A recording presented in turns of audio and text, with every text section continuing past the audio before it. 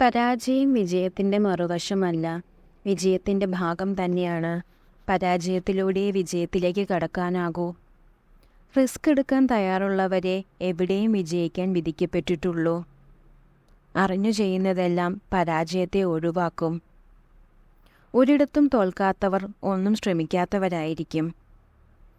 പിന്തുടർച്ചയില്ലാത്ത പ്രവൃത്തികൾക്കൊന്നും യാതൊരു മൂല്യവും കാണില്ല. നാളെ എന്നത് മടിയന്മാർക്ക് പണിയെടുക്കാൻ മാറ്റിവെച്ച ദിവസമാണ്. എന്തു വേണമെന്ന് തീരുമാനിക്കേണ്ടത് നിങ്ങളാണ്, അല്ലാതെ മറ്റുള്ളവരല്ല.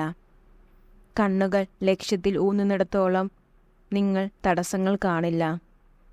പരാജയങ്ങൾ സംഭവിക്കുമ്പോഴാണ് വിജയിക്കാനുള്ള യോഗ്യത നേടുന്നത്. വിജയത്തിനായി പ്രവർത്തിക്കുന്നത് നിങ്ങളെ ഒരു യജമാനനാക്കും.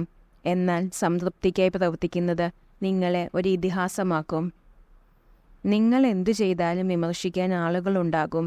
എങ്കിൽ മനസ്സ് പറയുന്ന കാര്യങ്ങൾ ചെയ്യുന്നതിൽ എന്താണ് തെറ്റ്?